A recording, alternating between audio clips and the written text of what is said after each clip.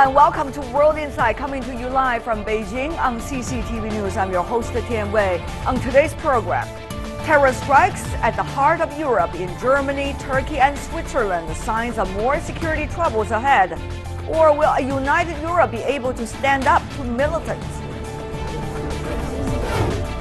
And he may well be China's funniest export. Joe Wang tells us what it takes to be a top funny man in the U.S. and how he plans to tickle local audiences here in China.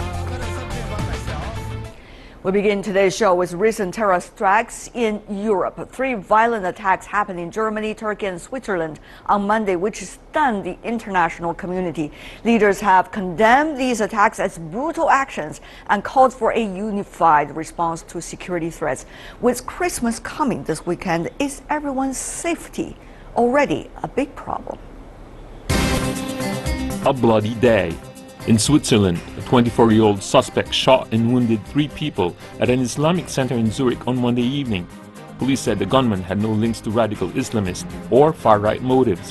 Why the mosque was picked as a target is still not clear. In Germany, ISIL has claimed responsibility for the truck attack at a Berlin market on Monday, which killed 12 people.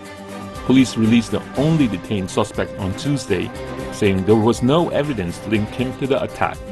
German police are looking for a Tunisian man after finding the suspect's identity papers in the truck. According to the present results of our investigation, we have to presume a terrorist attack. Even if it's very difficult, we will find the strength to live the life that we want in Germany, in a free, united, and open society.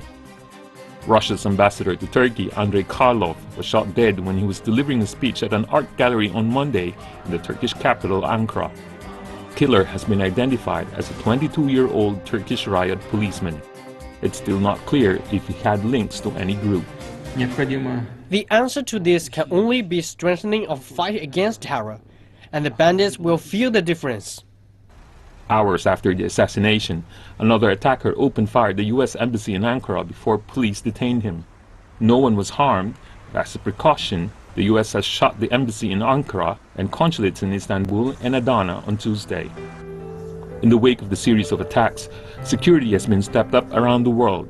As many European countries will hold elections next year, security issues will most likely figure in the races. The holidays are just around the corner, but it may be hard to say it's going to be a Merry Christmas at the moment. And for more discussion on Europe's security situation, we are joined in Beijing studio, Yan Shuai from the Anti-Terrorism Center at the China Institute of Contemporary International Relations. Welcome. Meanwhile, joining us in Ankara, Turkey, we have Dr. Hussein Bachi, who is from the Department of International Relations with the Middle East Technical University. Welcome. And also in Brussels, we are joined by Mr. Peter Klepp, who is the head of the Brussels office of Open Europe. Welcome as well. Gentlemen, I want to begin by asking you one attack after another. Germany, Switzerland, Turkey, certainly they are the least likely to go on. The question is, how have been our responses to these attacks? Are they satisfactory to you? Let's go to Mr. Barchi in Ankara.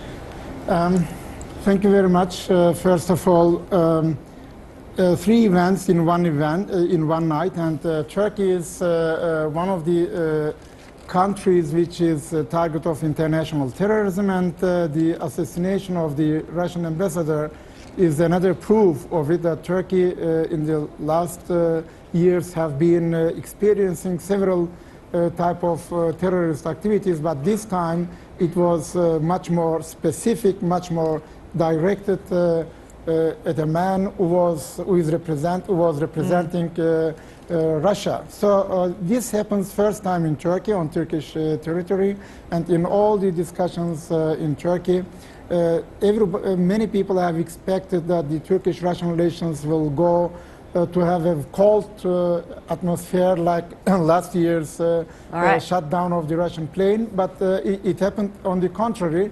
Both presidents Erdogan and Putin, they talked directly, communicated with each other. And all these statements now are much more smooth and directed for Mr. Barchi seemed to concentrate his attention mainly on political and diplomatic bilateral relations between Turkey and Russia, but my question also has a lot to do with the government's response to these attacks so far. Have there been any action taken, Mr. Klepp, from your perspective, that's likely to address these problems?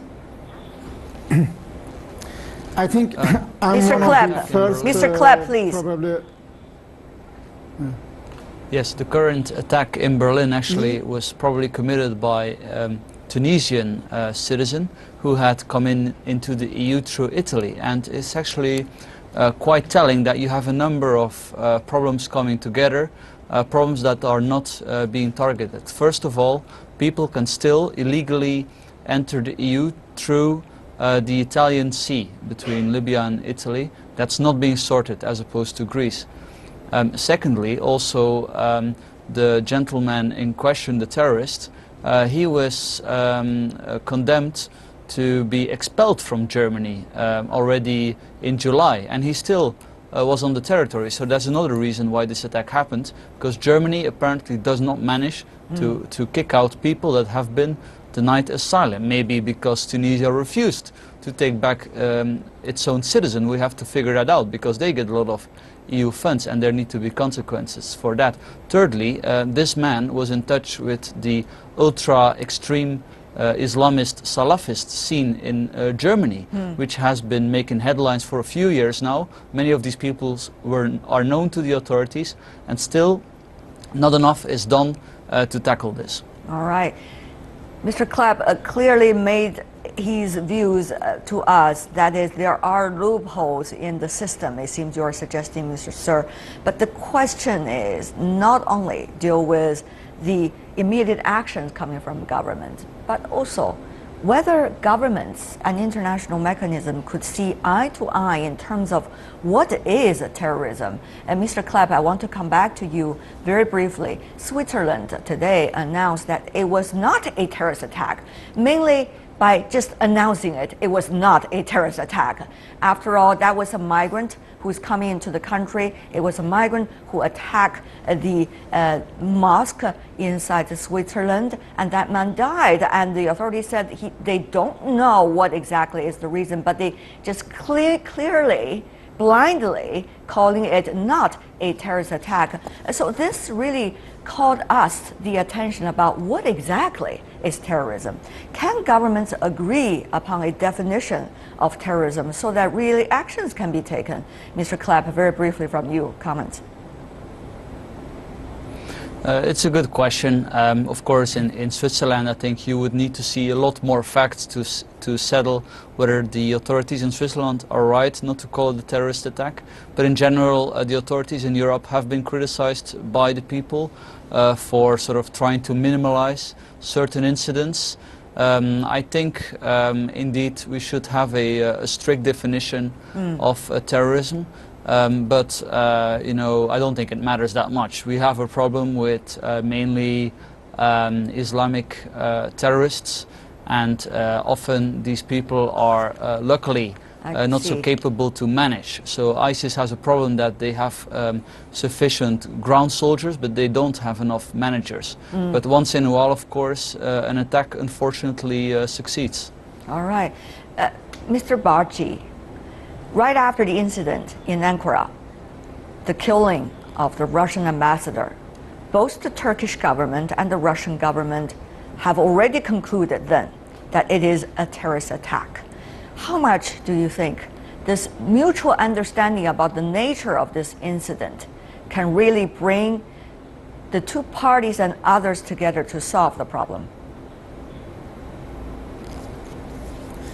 First of all, the Turkish-Russian understanding that is a terrorist attack is very important because it reduces the tension bilaterally between two countries, because the others are responsible for this. But on the other hand, as you say, how terrorism can be fought is very difficult. I mean, in this region of the world, it is very difficult. The only problem here is that it was a Turkish policeman and belonging to the Turkish state security forces who has killed a diplomat. So it is first time in our history. This is one issue. The other one, I think the Russian presence in Syria and what happened in recent months in Aleppo, I think there are several radical Islamist groups who have also against Russia any position. And even a couple of minutes ago, the Turkish authorities have already declared that this guy could be belonging to one al-Nusra splitter groups, which are against Bashar Assad and against Putin. So Turkey is together in fighting the radical groups with Russia and with the United States of America altogether. But Turkey is in this framework again target of international terrorism, but at the same time that it is a Turkish police man, it creates, of course, troubles for Turkey in the long run to clean up this type of people from the security structure. Mr. Yan, same question I want to throw to you, the difficulty of defining terrorism. How much of this challenge really likely to impact the world's capability to react to terrorism? Yeah, the definition of terrorism is very controversial. Maybe every country has a different interpretation. Okay, let me read to you what I have just found out through the Oxford Dictionary. It's supposed to be a standard explanation. The use of violence and intimidation in the pursuit of political, ideological, and also social aims. That is being interpreted as terrorism. Does it help? Yeah. So that's the different interpretations. That's one of the main reasons why the world is still fighting terrorism after decades of fighting terrorism, such as in Syria and Iraq. We have been fighting ISIS for more than 2 years, but Russia, US, Turkey, and Saudi and Middle East countries all have different understandings, and they have different parties to support. So that's one of the major obstacles for the world to join hands to fight terrorism. Mr. Klepp, what do you see about that challenge? Well, I think it's first of all very important not to confuse terrorism with war. Yeah. War is when you have two armies fighting each other. Terrorism is about individual small groups trying to fight citizens in society. And in war you need different approaches than you need against terrorism. Now, Europe has experience with dealing with terrorism. Germany has experience dealing with far-left communism terrorism in the 1970s. So there's a lot of lessons to be learned from that. One is that one should not give up the rule of law, that one should not sacrifice fundamental rights. Quite the contrary, an open society can actually help to catch terrorism better. But I think the scale of the challenge this time won't make it easy for policymakers to convince the population that we just need to trust the current tools that the police and the justice system has.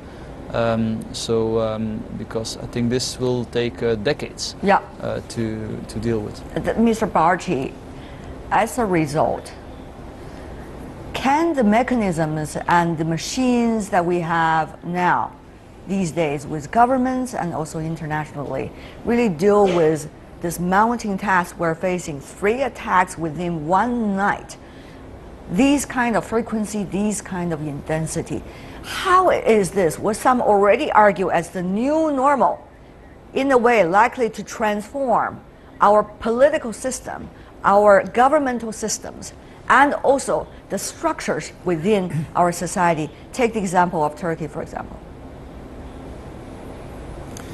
It is true that the governments and the states face at the moment a new type of warfare, and terrorists are spread all over the world. But Turkey is one of the countries, because it is on the passageway of all these refugees, migrants, because Turkey is an open society, Turkey cannot prevent all the countries not to travel. It is against the European standards, and many people from Europe, for example, who possess British, German, French, whatsoever passports, they passed via Turkey as the citizens of those countries and went to fight to Iraq or to Syria and even in Turkey. So Turkey is the most important example, I would say, in the new age, in the new decade probably, that Turkey is the country which has to fight, but not alone. The other countries, European Union, Nations of America, Russia, every country which is facing international terrorism has to cooperate with Turkey, exchange the information and act together. Well, in this respect, the Turkish-Russian cooperation is important. Of course, Turkish-Russia relations now is mainly dealing with Syria crisis. Mr. Klepp, what do you think? I mean, it is not only cooperation. Of course, Turkey has been receiving some accusations coming from other European capitals about who they should allow into the European continent. That's another thing. But besides this, how is that likely to transform the politics already going certain directions on the European continent? Germany, for example, coming up election. France, as we have already seen since the Nice attack, these politics have been changing as well. Well, in 2015, about 1 million people have made it into Europe, and then Angela Merkel has always dismissed any criticism of this as intolerance. Now it appears that there are clear links, not only in the Paris attacks, but also probably in this particular Berlin attack, between the refugee stream and terrorism. It does not mean that all refugees are terrorists. Of course not. A very small minority of refugees may be terrorists only. But there is a link, and the fact that people got into Europe unchecked will haunt Europe's politicians now. First of all, of course, Angela Merkel. Now, as I mentioned, the border, the sea border with Greece has been closed already. That's good work of Europe's politicians. Also good that they closed the deal with Turkey on that.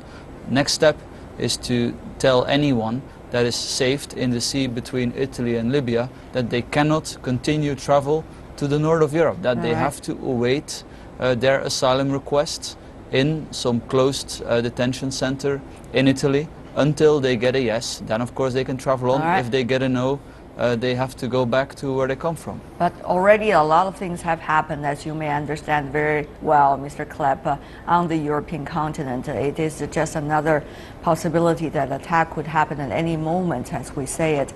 A recent poll, therefore, it's not surprising, of the top concern of Germans shows 73% of responders are concerned about terrorism, up 21% compared to recent years. 68% worry about political extremism, 19% higher than 2015, a year earlier. 67% are not happy with migrants. That, of course, is a social sentiment over there, increase of 18% than the previous year. These are just what's happening with the societies on the European continent. We come back now, Mr. Yan, it is not just those in which terrorist attacks happened, but also the terrorist groups have evolving, and they certainly have some ups and downs with the major conflicts going on now in our world. And Mr. Yan, as an anti-terrorism expert, help us to understand what has been this process and what stage are we at now? Previously, we have the Al-Qaeda as the leading organization, and that's carry out the 9/11 and some other significant attacks in Europe. And we heard a lot about that during the war against Afghanistan and also Iraq. Now we have the ISIS. The ISIS, although it is losing in Syria and Iraq, but it has established more branches, more villages in Libya, in Southeast Asia, in South Asia. So also that's although we are seeing victories in Syria and Iraq, but in the future, the ISIS will continue to evolve, and the world may facing different and more threatening terrorist organizations. And what exactly would that mean for the international efforts to work together against these terror groups? At this moment, it is Syria that is the biggest problem, but it would take years before that problem can be solved. Yeah, good news is that the world maybe is having a more common ground on fighting Islamic State. So this year we have seen a lot of progress in the fighting against the Islamic State. So, but on other areas, we still have different interpretations. So that's still a problem. That is still a big problem. Before we go, we want to have also views from the other two panelists. Mr. Klepp, final views from you, briefly. My question that I have, when Islamic State will be defeated, I think it's a matter of time before their headquarters, Mosul and Raqqa, fell. I mean, the question is, what will come instead? I mean, we cannot allow the Iranian-backed Iraqi government to govern the Sunnis, and we probably can't allow Assad to govern the Sunnis in Syria. So I think some kind of a moderate alternative Sunni state should probably emerge to serve as an alternative to Islamic State. When you say we probably would not allow, that is an interesting phrase you just used. We'll see how the locals are feeling about it and how they would fight things out or figure things out, I hope. Mr. Barchi, your final thought. I think terrorism will remain as a problem for the coming years for all the governments. And what happens in the Middle East is very important. I think the fight against radical Islamic terrorism will continue. Bashar Assad will stay. Iraq will be having another government again, but not moderate Sunni, I would say. And Turkey is just in all events participating directly, and Turkey is the most important regional actor. Whoever is coming there, America, Europe, or even the United States, even Russia. Hussein Barshi, Peter Klepp, Yan Shuai, gentlemen, thank you so much for being with us. Help us to have a more insight into exactly what's going on over there. Thank you. You're watching World Insight with me, Tian Wei. Still to come on our program. After raining laughs out of American audiences, Joe Wong is prepared to tickle China's funny bone. Meet Joe up close right after the break. What makes the holidays special are the Euro cheer and barrel of laughs, just the kind served up by a Chinese comedian who made it big in America. English may not be his first language, but comedy, the stand-up kind, came naturally to Joe Wong. He is now on a homecoming mission to bring his brand of humor to Chinese audiences. Hi, everybody. Do you understand the words coming out of my mouth? One microphone and an imagination for comedy. That's enough to bring audiences reeling in laughter. I'm not a very religious person. Not like the traditional Chinese crosstalk or the short sketch, Joe Wong has brought this unfamiliar form of entertainment to Chinese audiences, one of a few recommended choices when it comes to stand-up comedy. After Joe Wong obtained a PhD in biology, he chose to take on a whole different field, the business of making people laugh. His pursuit of stand-up comedy is hard, but it all paid off. Ladies and gentlemen, please welcome back the very funny Joe Wong. Joe became popular and have made multiple appearances on David Letterman's Late Show and The Ellen Show. His reputation to bring the house down earned him an invitation to be the guest host of the White House Correspondents' Dinner in 2010. My name is Joe Wong, but to most people, I am known as Who? Which is actually my mother's maiden name. And now, Joe is back in China trying to promote his signature flair for the funny, a big hit in Western audiences, back to the home crowd. And who's to say if the Chinese will learn to like Joe's lure for laughter? Well, on a smoggy day in Beijing, I went to talk to Joe Wong. He put a lot of mind and heart into his jokes, even when it's about the smog.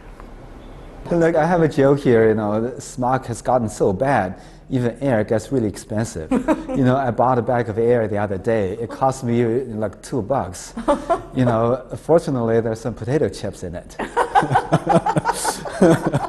That's a great one. Thanks. And there are different flavors of air, I guess. Yeah, exactly. Yeah. With that $2 air. Yeah. That's a great one. Thank you. People laugh about that. Oh yeah. That joke does really well in China, but it takes people a second to get it, though. People have to think about it a little bit. But when you are telling those jokes, I mean, you are part of the people who are looking at the smogs and wondering when it can be resolved. So I just wonder the complex feelings you have when you are poking jokes about this. Comedians' powers are actually very small. I still remember to this day when I used to listen to George Carlin, which is my favorite comedian of all time. He has a lot of political satire. And I was like, wow, he's really enlightening. People are going to be really inspired. But actually, nothing changes. People listen to the jokes, they feel relieved. And that's it. Yeah, and that's and they walk away. Yeah, and they walk away. Like what they say, they take a dump and they go to bed. That's it. But on the other hand, all these problems that comedians talk about is on everybody's mind, and that is why in a comedy show you can have this instant response, and at least in that moment it feels great. I love that. At the moment, at least it feels great. Yeah, actually, those are the moments comedians live for. To be honest, a comedian's life a lot of times is miserable. But why? Some comedian once said, a comedian's life is a game of survival. You're always going from one gig to another. It's not like a regular job, and you're going to be an engineer for the rest of your life. You're a comedian for the rest of your life, but you have no idea where your next gig's going to come from. So there's always this anxiety. But when you deliver a punchline on stage and everybody's laughing, you just feel that, oh, it's all worth it. But what about here in the Chinese market? Exciting and changes very fast. Explain. Yeah. Exciting in the sense that stand-up comedy is so new in this country, and its audience is mostly students and white-collar workers in the cities. So I toured about 30 different cities in China, from top-tier cities all the way to third and fourth-tier cities. And the response I got was overwhelming, and it's very encouraging. And Shanghai is the only city where older people will come to the show and they sit in the front and they saw some white hair. That's the only city. All the other cities are mostly young people who are watching stand-up comedy. You're going to offend your audience in Shanghai. I hope you realize that. Oh, really? Okay. I apologize. Like in America, I'm a comedian, but in China, I think I'm part of a movement, and that feeling it means a lot to me. What kind of movement? Just stand-up comedy movement. With stand-up comedy, a lot of times you have to think. It's a thinking man's comedy. So I'm just thinking if we can make this style of comedy bigger in China, it's gonna be great and means a lot to me and to everybody. But you have to always train yourself, train your mind. Not sharpen your jokes. Yeah, not my own mind, also the audience's mind. So you have to be confident, But how can you do that? Oh, you have to be really thick-skinned, and have a taste of, have an appreciation for public humiliation. Just like Donald Trump. Were you like that at the very beginning? Not really. Nobody likes failure, but the thing is, if you don't fail, you can never succeed. Tell me about a failure case study of yours, just to make me feel happier. There are a lot. Like in the United States, when I first tried stand-up comedy, I did about 5 minutes, and I got some, a smattering of laughter, but not very good response. And afterwards, one comedian came up to me and said, I think you're probably funny, but I don't understand what you're saying. Very diplomatic, Yeah, very diplomatic, yeah. But also when I did a show in China in those 四合院 in the Courtyard. In the courtyard, a lot of grandma and grandpas came, and I told some jokes, and one grandma actually raised her hand. I was like, oh. So what's your question? She wants to have a gig as well, no? Yeah, no. She raised her hand. She was like, should my grandson go to America to get an education? You know. She thought you were there to do the education consultation. Yeah, exactly. He thought, oh, this guy's from America. And what did you say? Oh, no, I just said, you know, how old is your grandson? And she's like, 7 months. I was like, 7 months, you're already worrying about going to study. That's a great grandma. yeah. But you learn something about the mentality of people here, you know. Like education is really big in their mind, you know. Is there a huge difference? Many would always ask you the question, I would assume, between the sense of humor here in China and the sense of humor in the United States. Yeah, I think the main difference lies in the context. You know, the two cultures are too different. Like subway jokes are great in China, but in America, because most people don't ride the subway and you can't get across. But on the other hand, I think the sense of humor is kind of similar. You know, like Jon Stewart is popular here, at least among students, and more and more shows that are looking more and more like Saturday Night Live in China. So I think eventually people's sense of humor are going to be more and more similar. But the problem is the living environments are so different, so it's kind of hard to appreciate a joke without the context. You know? So it's very much challenging, I would assume, for you. Oh, it's not challenging, it's painful. It's almost suicidal. You make me suicidal. That you have to come up with jokes in different culture, about different cultures in different languages, and you have to think in very different ways. Oh yeah. You have to think really with very different brains, I have to say. Yeah, you have to switch your mentality. Yes, indeed. Yeah. And sometimes I remember you were having some transitional times after coming back to China. The Chinese jokes you told, people are just not laughing at it. Yeah. And yet the English jokes you told, everybody was so excited about it. How did you go through that period of time? Yeah, like what I said, it was painful. Suicidal. Suicidal. When I first came back, I was put on some TV shows, and the hosts were like, hey, why don't you tell us a joke? You know, I had to translate my jokes from English to Chinese on spot. You know, I never tested it before. Oh, that's so painful. Oh, yeah. That's impossible. Yeah, because with stand-up comedy, every joke is tested before in front of a live audience, before you can do it on TV or something. Yeah. So I had that for a while. But what I did is, as soon as I got off the airplane, pretty much, I started to go to different comedy clubs and universities and corporations just to do comedy one act after another, just to get a feel of people's mentality, you know, what people think and so forth. So I did that for about 2-3 years before I got close to 2 hours of theater material, and I started to tour different cities. And China is a very interesting market. It's compared to the market in the U.S., it's totally the opposite. How come? Yeah, in America, there are like thousands of comedy clubs all over the country. And on top of these comedy clubs, they gradually have TV shows and internet talk shows. But China is opposite.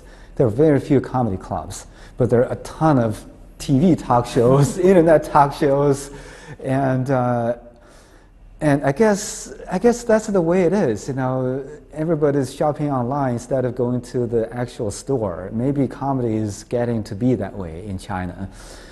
But I still think there's a lot of value in facing the audience face to face and tell jokes and see the response on their face. And there's no substitute for it. You have competitions. Oh, yeah. For example, social media. It has always been a place that you can constantly put on things that are sarcasm. Yeah. And it's faster than a comedian. Yeah. And immediately people pay attention. And that joke would die the next day. Yeah. So what kind of environment does it mean for you here? I take the phenomenon you just mentioned as a failure on the comedian side, just because the Chinese internet users are very active, and the internet kind of nurtured Chinese sense of sarcasm. But the place for a professional comedian is you have a current, something happens, you have to respond to it, but not in the sense that the internet users respond to it. You know, because the internet users, they don't have personality. It's like those internet jokes are very similar to the street jokes back in the 40s and 50s in the United States. It's very popular. You know, he says this, my mother said that. You know, and after a little while, after probably 10, 20 years, people gradually stayed away from it because those jokes are relatively easy and has no personality. And then now they prefer stand-up comedy because in stand-up comedy, in about 15, 20 seconds, you immediately know, oh, this is his joke because, you know, his personality is there. So, and that's the type of jokes that comedians should do. Well, Joe Wang's success is a rare one, but not hard to understand once you really get to know him and the issues and things he has on his mind. In this exclusive, he also shared his thoughts as a comedian about the latest political development inside the United States and the soul-searching comedians should do as a result. One of the things people talk about you, they say you could tickle the bones across the Pacific Ocean. Wow. Well, that's a really big bone. Yeah, so, but things have changed, right? Yeah. Across the Pacific Ocean. Yeah. Donald Trump in power. Remember, I had a running joke about running for president in the United States. One of the things I was thinking is, what if I am actually a candidate? What kind of insult would he hurl at me, you know? It's funny to even think about him, just stare at me. I think he's not born in the United States. I believe he's Mexican.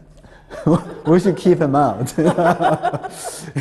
What would this political atmosphere back in the U.S. mean to you as a comedian? I'm very confused. You know, a lot of comedians, or even average Joe on the street, they don't like Trump. They attack him verbally or in jokes. I mean, he got roasted in so many comedy shows. But on the other hand, he gets more and more popular. So now it's putting a lot of doubts in my mind of the value of comedy in political discourse, in public discourse. Why? It's not helping. Like John Oliver or a lot of other comedians, Stephen Colbert, they made fun of Trump and point out all his absurdities. And he's getting more and more popular. It kind of diminishes the power of comedy as a tool to influence politics. Is this the golden time for comedians? Or this is the worst time for comedians, given the confusion you just mentioned? I think it's a great time. Whenever I see the light in your eyes already when you talk about that. Yeah, I think whenever the political atmosphere in the United States is depressing, there's just going to be a lot of comedians coming out, because people need release. They see something funny, they need somebody to point it out. Yeah. But you see a whole generation of comedians have retired or left. Jon Stewart, for example. Yeah. David Letterman, for example. Some of the iconic names. Jon Stewart is really kind of fiery. He was like yelling, saying, "Oh, that's not right." It was great during the Bush era. I think I paid attention to him only because back in 2002 and 2003, he's one of the few people who can actually say it out loud what the liberals really think. But I think the drawback of that approach is you're dividing the country instead of uniting it.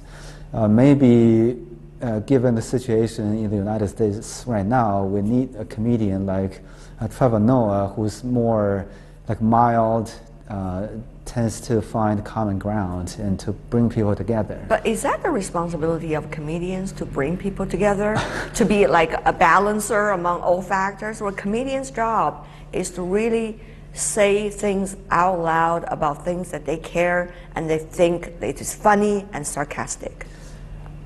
I'm really torn, struggling between these two viewpoints. You know, I think every public figure has a responsibility to the society. Since the country is so divided, they need somebody to bring them together. But on the other hand, freedom of expression is what drives a lot of people into the field of comedy. They want to express themselves. So I'm really torn between these two. Are you suggesting, Joe, that there has been a switch of jobs between presidents and the comedians? Yeah. The comedians are bringing people together while the president divides the country. Yeah, exactly. That's a great quote, isn't it? Are you going to use that in the future? Maybe I should. Joe, all the best to you. Always a great pleasure. Oh, thank you so talking to much. Thank you. Oh, thanks a lot. Appreciate it. And that is Joe Wang, a Chinese comedian, bringing us his experience and thought. And that is all the time we have for today. If you'd like to see more of our program, visit our website. Just type World Insight CCTV News into your search engine or check out our YouTube channel. From me, Tian Wei, and everyone on the World Insight team, thanks for watching, and tune in again tomorrow for more insights from across China and around the world. Good night.